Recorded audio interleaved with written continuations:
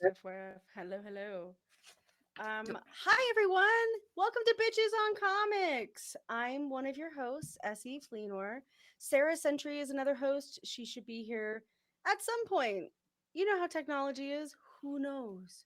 Who knows? But we are super pumped to be here today. I'm delighted to have with us Monika Estrella Negra and Stephanie Williams. Give them a wave, folks. You too. Hey y'all. There we go. Beautiful. Love it. So, we're Bitches on Comics. What the hell does that mean? It means that we are a podcast that is all about making comics and pop culture more welcoming and inclusive to LGBTQ plus folks and women. We like other people too. Don't worry. Stick around. We hope you'll stay. And you can always listen to the podcast. We love that.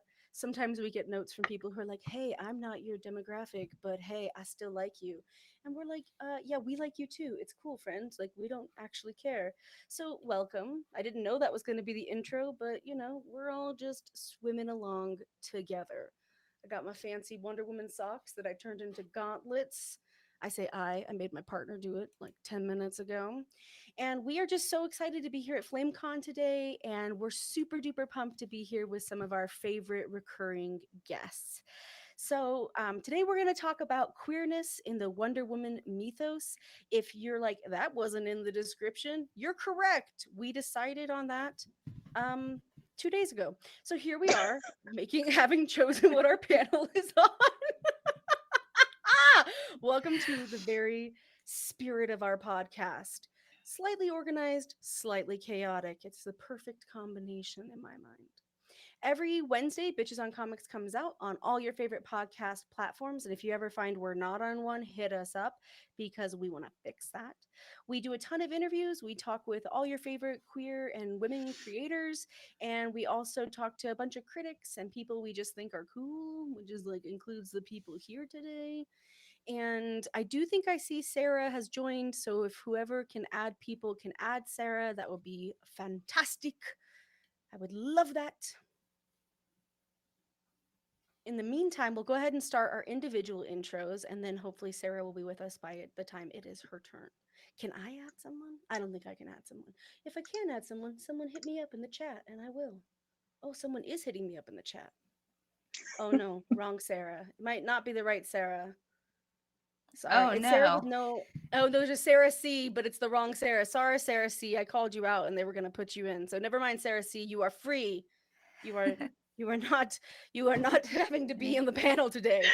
But yeah, let's start. We're gonna do quick intros. We're gonna talk about who we are, why we're here, tell you where you can find us on social media, and share our pronouns. Monica, you want to kick us off? Sure. So I'm Monika Estrella Negra. I am the editor in chief of CineSpeak, president of the Dorian Awards, and co founder of Audre's Revenge Film. I'm also a horror filmmaker, and just by chance, I ended up on Bitches on Comics, and I've been in this job since. So they kidnapped me, and I can't leave. So here I am. No. So I mean, I appreciate all things nerdy, and like I am a nerd, and I'm really honored to be here today. And my pronouns are she and her. All Hey. right. I am Stephanie Williams. I will tell you my pronouns now because I will forget at the end. They are she, her, and my very favorite is child because it is so gender neutral. Um, I am I don't know, I'm a lot of things. I write comics right now. Sometimes I still critique them and other nerd stuff. I am the creator of Living Heroes, and I'm currently working on Nubia and the Amazons, which will be out October 5th. Ah! I am so excited. Mm-hmm. We will keep an eye out for Sarah. Hopefully, Sarah will be able to join us. She is, all of us love her very, very much. If you don't know Sarah, you're missing out. Sarah's great people. Well, I'm S.C. Fleenor. I'm one of the regular co hosts of Bitches on Comics. As you've probably gathered from Monica and Steph, we kind of find our people and then we're like, oh, why don't you introduce the next guest? As Stephanie once put it, we're like, you know where the fridge is, help yourself. And that's Yeah. the ethos here. We want to be a community of nerds enjoying time together.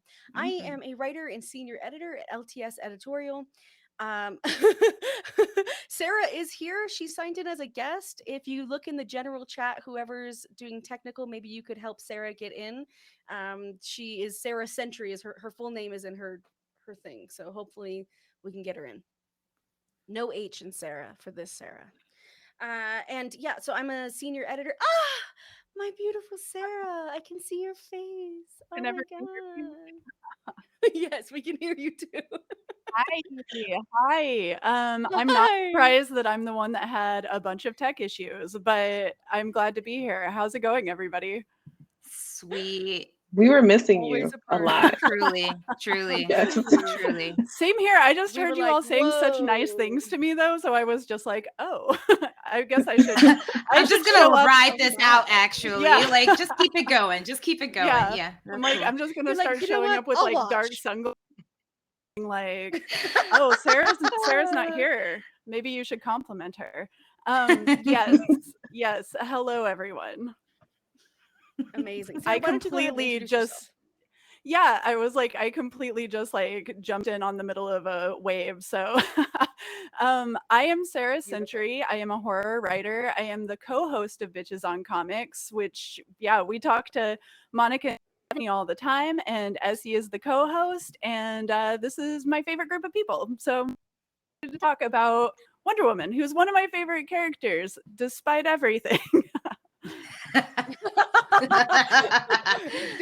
Fair. Despite everything. And Sara, your pronouns?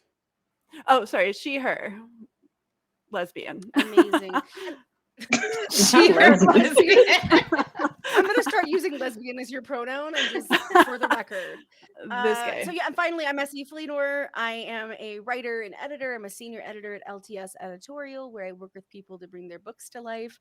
And I use they, them pronouns. I also write culture critique. You can see my work in The Independent and other places. I'm blanking because I have a lot of anxiety. So my brain was just like, let's just clear that slate. No one needs that information. So moving that on. that sweatshirt, so good.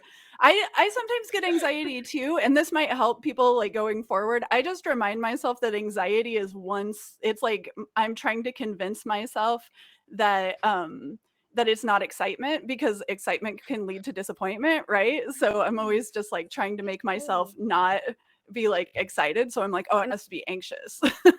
And it's like in the end I feel like it's a little worse. I don't know, maybe that'll help somebody, maybe not.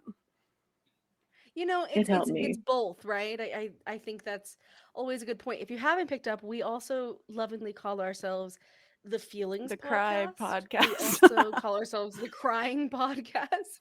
And I have money on me crying today, so I think it's gonna probably happen. Nobody's gonna take that bet. Everyone's like, you know what? When you've lost, you know what's gonna happen. So the idea for today came from, well, what should we talk about that's queer? And Sara was like, Wonder Woman? And the rest of us were like, oh, damn, that's a good idea. So here we are today to talk about how queer Wonder Woman is. To kick us off, I'd love to hear from everybody in the panel. What is it that draws you to Wonder Woman and the world built around her? And yeah, I think that's a good place to start. Why don't we start with Steph? Ooh, all right. Well, I love Wonder Woman because somehow she deals with both Superman and Batman. I love them both, but I would imagine that Clark and Bruce can be a lot, especially as teammates. But I've just always loved the idea of Wonder Woman and Themyscira in general, because it's supposed to be a utopia, but we all know that's usually a lie. Utopia on the surface, and many other things at the bottom. So, and also, like, how can it not be queer? It's an island full of women. They've been there for centuries. You mean to tell me that they've been waiting for Dick that long? No, they have not. Thank God Steve's here. No, Steve. and like it, and I'm sorry, Dick has not had a couple hits in a few centuries itself. So, I don't know, like that's just something that I always found fascinating, and the fact that it was never really assumed that, I don't know, like we talk to somebody and you read just, what was it, Wonder Woman 6, when Cheetah like makes her presence known. It's very gay. I mean, it is gay in a way that is not subtext or anything. I'm like, no, no, no. Like, she doesn't want Diana to die because she wants to knock Diana's boots at some time, knock those Wonder Woman boots right off. So, it's just, Suffering I'm, Sappho. I am so sorry, but no, like it's just I really love the idea of this community of women. That's something that I've loved about the Dora Milaje, and that's why I'm happy that they've had the evolution that they've had. So again, like what's not to love? And there's so many things to explore, and finally I get a chance to kind of do that in a way, in a big way. In a big way. Monica, you wanna go next? Wonder Woman. So I will admit that I am not like the biggest fan, but when I was a kid, I was obsessed with the old school television show with Linda Carter, just because it was probably one of the shows where I saw a powerful woman like fighting people or whatever else, but it was also just like really corny. And if y'all know me, I love my corny shows. So that was I mean, I watch reality television, like let's get real. So Wonder Woman definitely to me like embodied like this woman that was like in this world of like primarily cisgender male like superheroes, and that was the first thing that I identified with. It's just like, oh, there's this woman, albeit she's a white woman, but she is like holding her own and she has like her own mythos and like world around her. So that's where I got into her. But also, as far as like comics are concerned, I must admit that the Harley's Little Black Book is probably one of my favorite representations of her, just because I am a huge Harley Quinn fan. And I just think it's really funny that she admires like Wonder Woman because she's trying to do the same great things that Wonder Woman does, but in natural Harley Quinn fashion, she fucks it up. So relatable content. I see somebody doing something positive and I'm like, I can do that. It didn't work out that way.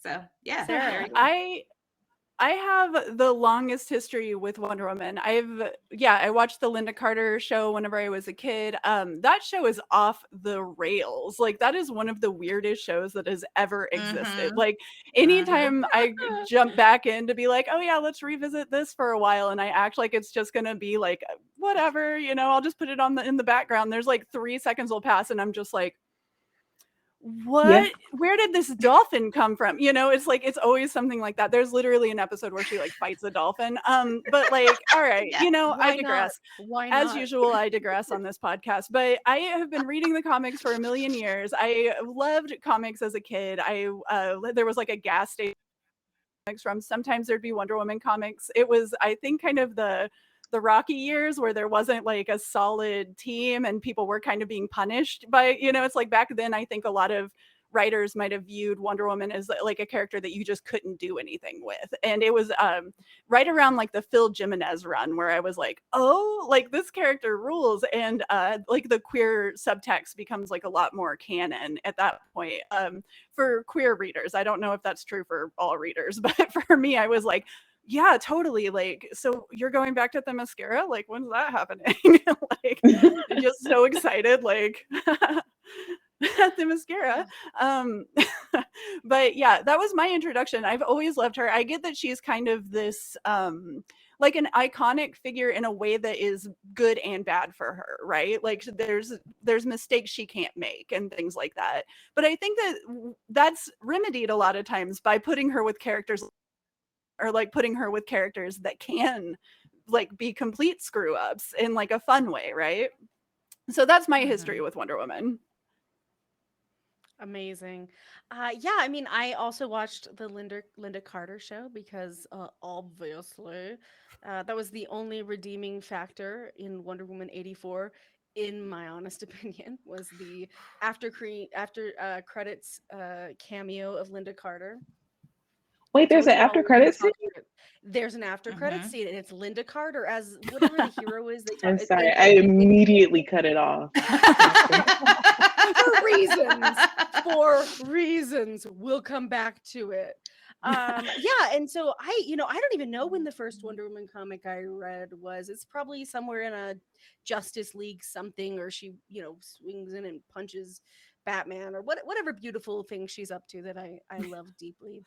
I think that one of the hard things with the Wonder Woman mythos is it can feel really important for cis to be cisgendered, and for the gender binary to be really important, right? We have an aisle of women, we have an aisle of man. I am really excited about the people who have been helming Wonder Woman in recent history and moving forward with my girl Steph, because I think we're gonna see how that narrative can shift. And I comfort myself with the thought that I know you will, that Themyscira starts with them Iskira. So if anyone is welcome there, I believe it's me.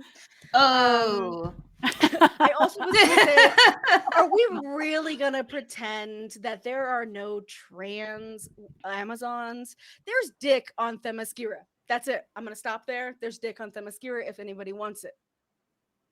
So those are my opinions on the mythos. We'll get into all of it more, but I think that Wonder Woman to me always represented the duality that I think my queerness, and duality is not the right word, multiplicity that my queerness it also includes as a pansexual, bisexual person who people will assign all kinds of gender identities to that are not mine. But to be told choose between the world of man and this island of women, to be told to choose between feels like a very queer conversation, and one that is part of why I think I've always loved her so much. I love playing all the video games she's in. She's so cool in all the video games. I'm like in Injustice League, like like that's my jam. I'm like, I am Wonder Woman. I'm pretty sure I'm Wonder Woman at that point. But like woman with like an X instead of an E or something. I don't know what I'm saying. I don't identify with that at all. But yeah, I think that that's what makes Wonder Woman amazing. It's what we've all said is she is what we make of her, and we have made so much of her and her mythos, right? And Wonder Woman's not even just one person. Nubia's Wonder Woman. There's her ex-girlfriend whose name it's not Mala, is it? Like she was Wonder Woman Yes. before. It is Mhm. Mala. But then Okay. there's Yep. there's another character that is Mala basically too. So there's like Mhm. two of the same character who whenever Steve shows up, she's like, I don't like him, push him back into the ocean. And I'm like, Yes. this is the representation I deserve. Like the person who's just like, I'm get him good. out of Send here. him back. I also love that there's like whenever we're in the Themyscira, it's just like Diana's been smashing, Althea's into her, Mala, these Greek Io. names I can't remember, Io. Everybody's just like, Diana. You're like, you get it, I get it, I get it. Would I fall in love with an Amazon? I believe I would. I believe I would. So, two Amazons, get out of here. Get out of here with that. So, we sort of broached this as we were talking about, because we're all queer, why we love Wonder Woman. Shocking part of his queerness. But why do you think queerness is so integral to the mythos? And where do you see it in the world of Wonder Woman? And anybody who feels like jumping in, go for it. I mean, as far as like the redefinition of like what a superhero could be and the representation that she signifies, like I think that like queerness is just an integral part because she's like it stands out, like the storylines that are present like within the comics that I like graced over because we do like a reading list and we check it out. It's just like inherently queer. But also I did some further digging and Sarah may be able to give me a bit more insight, but I just literally found out about like the whole like Lucy Lawless like voicing like the animation or an animated version of Wonder Woman, and I just started thinking about like the Xena to Wonder Woman like lesbian pipeline that like occurred, and I was just like, how can we not like just realize that this is gay as fuck? So I was Is that like, from this Red Sun? Is that is what. the Superman Red Sun? Is that what you're referring to? Yeah. Yeah. And I was She's so just like, gay. okay, so that's it, right? Like this is just like evidence. So I think that like queerness in that regard and just like stepping outside of the mold of like what a superhero could possibly entail, that is not like necessarily like heteronormative, which is why I kind of got annoyed with Wonder Woman 84 because there was so much homoeroticism like within that movie and they just totally went like an entirely different direction. And I felt like they could have definitely spiraled into like a well, not spiraled, but they could have they could have enhanced like the queerness that is already apparent within the mythos, if that makes sense. Maybe don't set up a rom-com and then refuse to give me the rom-com is all I'm saying. Exactly. They had a meet cute. They went on a date. There was a cute thing with shoes. Like, what the fuck? You're so funny. Like, Wonder Woman saying that to Cheetah is ingrained into my mind so for the rest of my life. funny. You're so funny. It's like, yeah, that's what I say to my good friends. You're just so funny. You're just so funny. And also just like Diana like trying to get rid of like Lord, you know, she's just like, okay, you can go now, you know, like I was just like, come on. And if he Like, did, that y'all was are a better really just- movie. That's the thing. Yeah. That's true. Yeah. Well, Might have had a plot that made sense. I don't know. Things in all order. It's just, you have Barbara right there, which I've always loved Barbara and Diana's relationship because it is not, you know, it's just gals being pals. But the two of them parallel one another so greatly. You have this case where it's kind of similar to Peter Parker and Doc Ock, right? Where you have these two characters who come into great power and they decide to go, you know, they make different decisions, so their lives are on different paths. And you have this with Barbara and Diana, where they're still always frenemies. What was it? Wonder Woman Dead Earth. I absolutely love. Thank you so much for putting that on the reading list because I would have put it on there myself because I think I've read that maybe 3 times now. But there's a really great moment between, well, Wonder Woman's just great in that period, or Diana, I should say, but between Diana and Barbara, where Diana appeals to the goodness in everybody, even when they don't want to lean into it, even when they shouldn't lean into it. Diana brings that out. And like that says a lot about a character to be able to do that. When I think of superheroes, that's kind of what I think of. I don't think of them similar to the world that we live in, because if they existed in the world that we lived in, this would be a totally different thing. And being able to play in a world where superheroes exist, you get to go about things a little differently. You can be, I don't know, you could be a little bit more optimistic. So a beacon of hope, because that's what Wonder Woman is to me more so than Superman.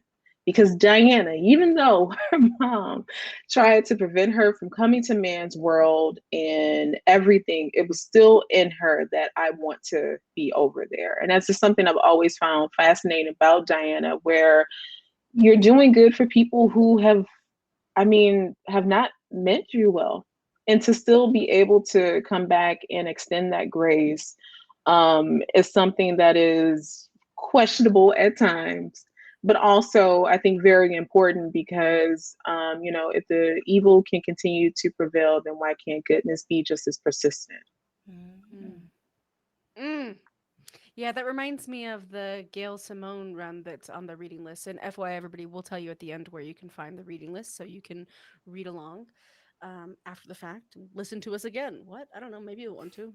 Sounds fun to me. But when she's fighting genocide, and she decides to kill her, and then she decides that was the wrong thing. That flicker for Diana, and this is like, after having killed Maxwell Lord and, all these choices that she makes, there's not a sense that she makes them lightly, right? Like when people love to talk about why superheroes kill, when superheroes kill, can superheroes kill? And it seems to like Diana's a real sticking point for that conversation. I wonder why. And because she's a woman. And Sara and I talk about this all the time, and I think we've all actually talked about it at different points. Like, she's a warrior. What, you think she's never taken a life? I don't think she takes them lightly, but I think she takes her charge seriously. It is her job not just to protect the mystery of the Mascara, but to set right the ways of the world in man's world, man's world. And so that's that gravitas, like that's also part of what draws me to her and to her world. I also feel like, wait, you're telling me there's like an island where like men can't go or they get killed? Like, okay, I'm on the next boat. Like, how do I get a ticket? Like, where do I go? Yeah, isn't it like the Wonder Woman leaving is always the thing that none of us really understand? Like, we're just like, Truly, so yeah. why did you go? I just am can we just rewind just a second? We're all Mala. Like, we're all just like, really? For this guy? All right. Yeah. I mean, for this guy is the part that I'm like, that's where I get like the big bi vibes. I feel like she was just looking for an excuse to go figure out what is this other place. Like, I'm curious. She doesn't like, want I to live wanna with her know what mom that anymore. is. Yeah, she's like, I want to go make some reckless choices, bang some dudes. And it's like, you know what? Been there, honey. Like, I get it. Go bang some dudes. And she does, which is like, good for you. But it's a bummer that in so doing, they sort of sanitize her narrative, right? And suddenly it's like Mala's her close eyebrows, Roommate. friend, eyebrows, her close roommate, and occasional. I mean, literally, some of the dialogue is like her lover, my lover. She says the words "my lover," and people are like, it's subtext, and I'm like, that is No. that's That is right in your face text. But right in your face text. it is. Oh But my when you think God. of like the comfort that being in a place like the mascara would have for, I don't know, like let's just I don't know, like tweet the mascara as like this queer utopia. And then you decide to leave it to go into a space where you're not necessarily welcome, but also at the same time, you still deserve to go forth and grow because maybe you can't get all of that there. And I'm like just as a queer Black woman to go into spaces sometimes where I know that I am not necessarily welcome, but that doesn't mean that I don't deserve to spread my wings and be there. And also to still hold on to some of my goodness at the same time. What I love about Diana is that, okay, so her skin is like literally tough, but she does not allow, or sometimes she does, but it's never a point where she's so calloused like a Bruce can get sometimes. I don't think I've ever seen Clark in that way, but other heroes where they get so callous by just everything, the way of the world, that it starts to change who they are. Like Diana is always still Diana at the very end of the day, even in Dead Earth. And I bring that one up because it's just such an extreme of what could happen when all things go wrong. All of the Amazons are turned into monsters because they are bombed by everyone. And Diana still, even with that, as terrible as it is still able to, it doesn't change at the core who she is. And I just feel like for a lot of queer folks, the world wants to rail against us so much to change who we are to fit that things are shitty, or that, well, life would be maybe easier for you if you weren't queer. But what's the fun in that? What's the fun in laying down and making things easier because it would fit everybody else's agenda? And I feel like Diana is just always true to her agenda. So that's another reason. I don't know, like just Diana, Wonder Woman, the mascara in different ways kind of works, but also kind of sucks because the mascara, Wonder Woman, and Diana also feels very closed off. Because you don't really see, like you don't see, and it's just so weird thinking of these places now where it's so gendered and just like, but would it really work like that?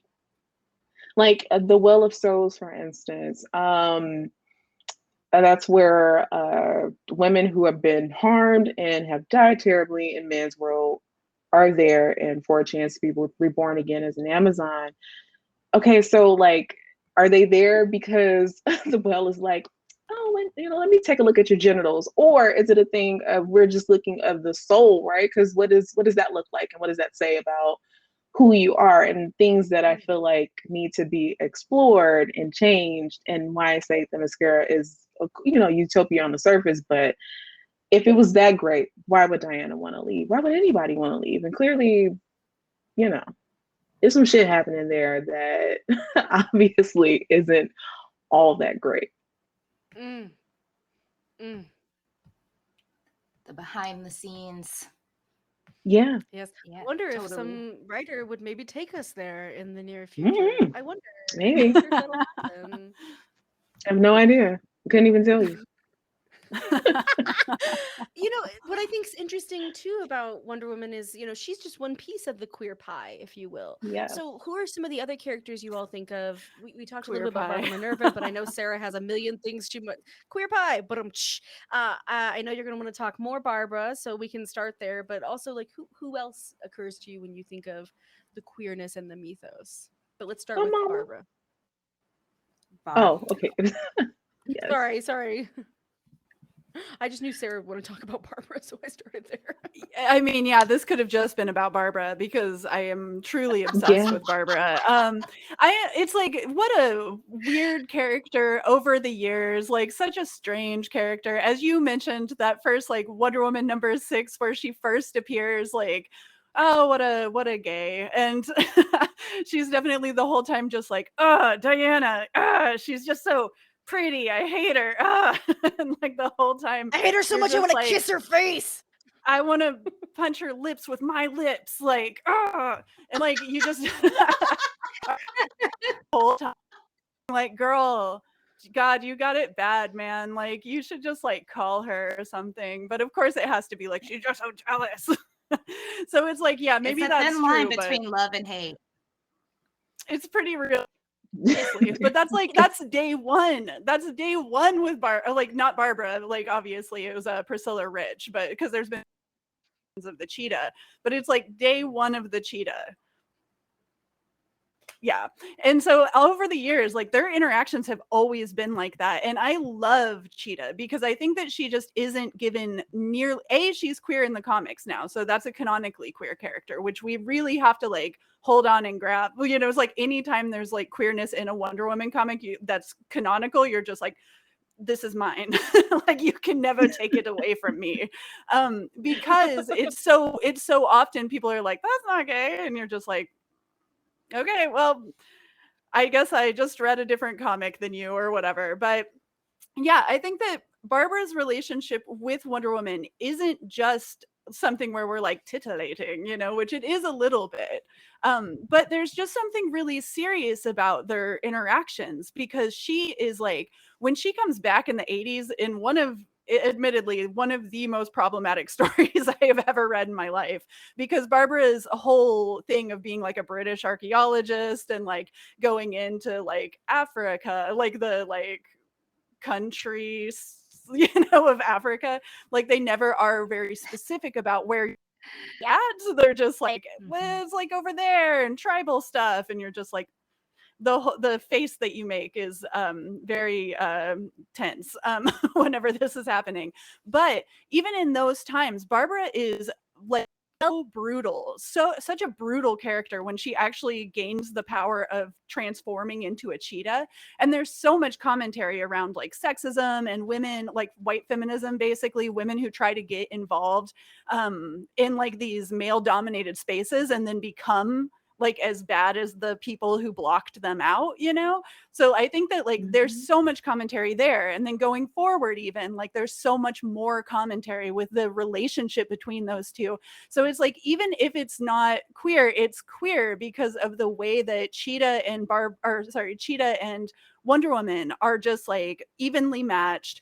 And they have to hold each other to account all of the time. Like neither of those characters works without the other character. Like there's been times where, Wonder Woman has a ton of, but like Barbara being the most queer coded of the villains for a long time, who eventually did become queer canonically, I would say is like one of the most important because of the way that she is so unforgiving. Like Diana is always going to reach out to that person and Cheetah is always going to cut the rope. Like, so I think that there's something about the way that they interact with each other that I'm just like, I swoon over because I think it's so interesting just from like a storytelling perspective. And then of course, like they super want to have sex with each other. Like there's just so much passion between them, right? Like it's just so much. And then I think there was so little that actually translated well to Wonder Woman 84, but the weirdness of like their meeting with each other, I think was like something that really worked. And I appreciated Kristen Wiig too as being that character because I think that her performance was like, we're going to call it the thing that saved that movie a little bit, but like if the movie was saved, which I don't know that it was, but She was my favorite part. But yeah, definitely. So Cheetah, of course, always. But there are other queer-coded characters.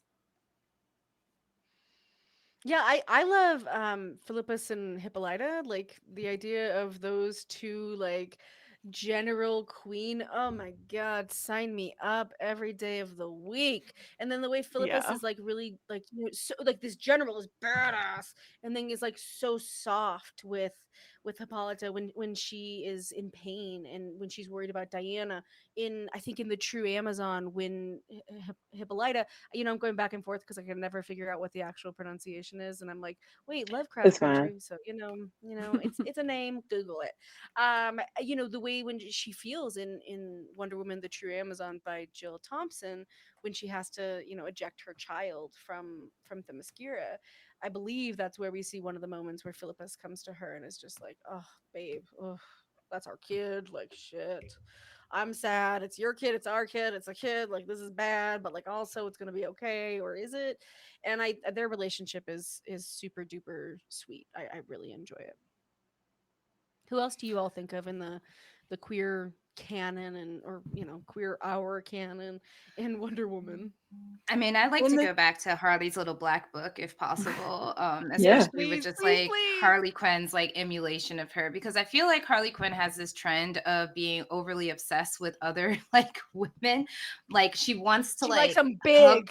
yeah, she likes them like bigger than life, and she's just like, oh my god. But also she just like has this thing where she wants to like be with them, but she also wants to emulate them because she's also like trying to figure out who the fuck she is like 99% of the time. So I think that like their interaction, especially in the first book of Harley's Little Black Book, when she like has like the flashback of being bullied by kids at school, and she sees that on television that Wonder Woman like is the biggest star at the time, and she actually gets like the costume and like the face mask, which is like kind of creepy when you think about it, because she also tries to murder the bullies at school once she puts on the Wonder Woman outfit, which I don't think Diana would do possibly. I don't know, Harl. but I mean, she actually made like a noose, like, and hung up one of the kids while wearing like the Wonder Woman outfit. So then you also have to wonder about like the image of Wonder Woman as a whole. Like, does she cause children to murder each other? So there's that, but also, but yeah. So once she goes over to London and like she, participates with like the other superheroes or whatever, and they're just like, we just need you to kidnap Wonder Woman and whatnot. Like she is just like completely over the moon of the fact that she is that close to like her hero. Like she actually has a whole room of Wonder Woman memorabilia, which is just like the funniest thing ever, because I just think about myself being a baby queer and being overly obsessed with like a couple Spice Girls and just having like a whole like shrine dedicated to like Scary Spice or something. So it's definitely like those vibes. I'm just like, it's just like that queer awakening that exists with Harley, because Harley is bisexual. I know that some people debate that or whatever else, but I think that like the mashup between like Wonder Woman and Harley is just like it's like a significant like moment to where we like actually realize that like Wonder Woman like does really fit into like a queer storyline, because other queer women look up to her. There must be a reason for that. And that clothing swap when they're in each other's outfits. Don't even get me Yeah. started. Oh yeah. Wonder Woman's like, oh, why am I not in my clothes? I was trying to protect you. Oh my god, Harley. I mean, I think that Wonder Woman's queerest narrative is probably True Amazon by Jill Thompson, because it's out of continuity and the whole story is about like she is trying to force her friendship on this girl who doesn't want to be her friend, because she's like, you kind of treat people like garbage, man. Like it's like we don't I nobody wants to, because it's like she's always grandstanding and like, is like, I'm the princess, so like whatever. And like I win this round because I win every round. I'm the princess. And so this girl is just like, you kind of suck, honestly. Like, I don't think you're even capable of being my friend. And Diana gets so like wrapped up in it that she ends up causing this girl to be hurt in a way. Like, I don't want to spoil the story, but like there's like a whole thing where she likes this person, and that's why she leaves the mascara. And I think that by it turning it into like a redemption in a lot of ways, not only does that make us reconcile with a lot of the things that we have seen, you know, like we see that there is all of this kind of like give and take whenever it comes to Diana, and sometimes like the way people write her and the way that her morality plays out. And sometimes it's okay to kill and sometimes it's not. And like all of this. So I just loved her having flaws. And I think that it really removed Steve from like the story and made it be like a self-motivated choice, which I think was just infinitely superior. But that's Absolutely. Mhm. No, we're on the same page. And I'll just note for everybody watching, we're going to save the last 10 minutes for questions, so you can start popping them into the Q&A now, and we'll keep talking, because obviously we have to talk about Etta Candy. Like, if we're talking queer, Etta Candy's going like top of that list. We love Etta. What's not to love? Best So what is character. it? Well, you guys watched Wonder Woman Bloodline, right? Mm-hmm. No. Mm-mm. Was it the one with No, I did watch this one. Okay, yes. Yeah. Yes. She's real mad at the other girl. They're like real mad at each other. Yes, So everyone's mad I want to kiss you. Hippolyta's tripping in this. Everybody's tripping in this. But Etta, because Etta is like very happy to be there, and when she gets with the mascara, she's like, "Oh my!" She's like a kid in a candy store. Also, Etta is a Black woman in this one, so that is probably my most favorite iteration of her for several reasons. But what is there not to love about Etta? Even in that Wonder Woman movie, the first one, even her depiction in that was pretty cool, because you have this woman who is still conventionally attractive, but next to Diana is kind of like, I guess you're supposed to think, not really, but that's a lie. It's a whole lie. That's the thing with Etta, right? She's like super hot, and like it's even that way in like the early days, whenever like, you know, like there was so much shame around a lot of people, if anybody who was like Etta, and Etta is like so in control of like every moment that it's just like, oh my god, I love that character. And you know, just for the anyone watching who doesn't know, Etta is fat, and that is something that people aren't always kind to her about. Like, in fact, in one of the runs that we are going to be recommending on our reading list, like there's some fucked up things the Amazons say to her, and I think that lends it to your point, Stephanie, of like maybe sometimes I want to reject those fucked up things and be like, I can't believe this author did this, you know, like I want the mascara is perfect. But I think as you continue to point out, like that's a veneer. And when those little moments provide cracks in that veneer for us to understand that, yeah, like as a fat woman, Etta is treated like garbage, and like this is what the men's world does to women, and that sucks. It's a sucky narrative. Well, And I hate to say this real quick, but because the mascara operates in that way. It is well, to a degree. It's just okay. So this is what it looks like if white women were in charge. And the way that, because of the way that the island works to keep things very binary and cisgender, is kind of, I can see why a lot of TERFs, also just white feminism in general, just kind of leans into that and uses Wonder Woman as this shield and like this representation, and it sucks because that's not what it should be at all. It's not a question of, well, this is how the world will look if this person was, you know, in control. Like you just swap out people. Like, no, it should look different and feel different too, in so many different ways. It's not enough for, you know, me to be looking, instead of me looking at a cisgender white man and me looking at a cisgender white woman and thinking that, oh, like it's fine, like all of these things are still the same, but it's okay because it's not this white guy in power. But no, so this is why Themyscira has a prison. Themyscira has a fucking prison. You have an island with plenitude, and you have a prison? Right, I always forget about that because To your point. Yeah. To your point. I was To your gonna point, say Girl Steph. Boss Island, but Yes, and like it's very, but Monica, to your point, like it very much feels that way, and I can't because I really want to get into it, but then I'll give away everything that I'm trying to write right now. But Mhm. all these things are on your mind and presently when you think of just Wonder Woman, the title, the mascara, and just in 2021, looking at the entire Wonder Woman family and just the island itself, it has to change. It can't it's not going to be able to function in the same way that it does. It can't, because Yeah. like if it did, then what's the point of having this exist if we're just going to treat it like we do things in real life? What's the point of fiction? Might as well just make a nonfiction Themyscira Island, and we just, I don't know, what is that Tampa Bay show, dating show that's supposed to be coming on Amazon Prime, where everybody was just gay and Oh white. my god. It's just that. Oh my god.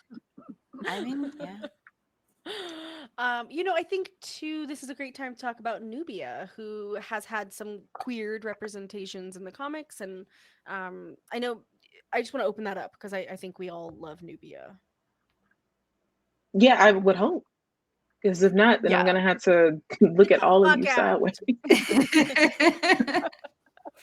If you don't know, Nubia is Wonder Woman's, or I'm sorry, she's also Wonder Woman. She is Diana's sister, created by Hippolyta, at least in some of the narratives in the Grant Morrison book that we'll be recommending. She's Hippolyta's girlfriend, which everyone's like, ooh, that feels a little bit Yeah. strange, but they do what they want with their books, and we try to go okay.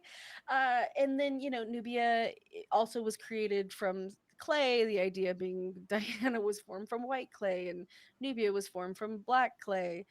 And then shit goes off the rails. Nubia gets kidnapped by Ares, grows up on the Isle of Men. There's like real messed up racial stuff all throughout, messed up stuff around women as well. I don't by any means, and I think the misogynoir is the the real kicker.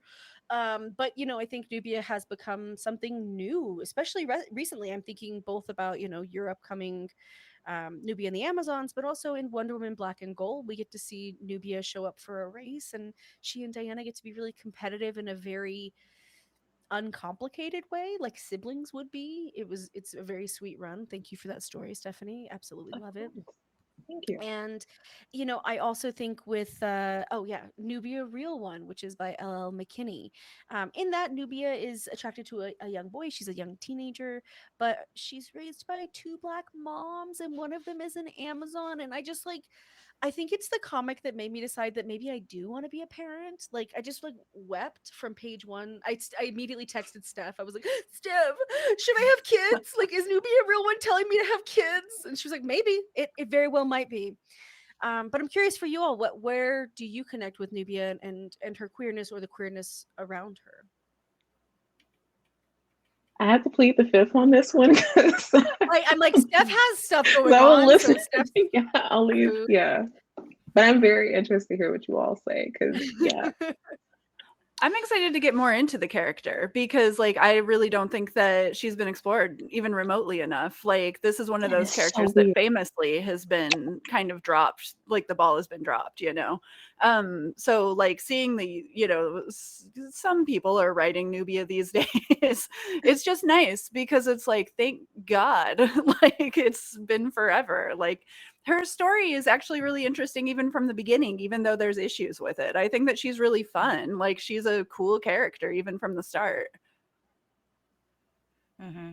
I was about to say, yeah, it's kind of like uncharted territory. And I'd like to think that the comics world is actually experiencing a type of renaissance, even though there's been a lot of adversity towards that, especially when it comes to creating complex and, complex black characters essentially that do not model the same Eurocentric praxis that most comics have followed. And just as Stephanie said, is if we're creating a different world and a different culture and different ideologies, why does it mirror the same oppressive statues that we have in this reality?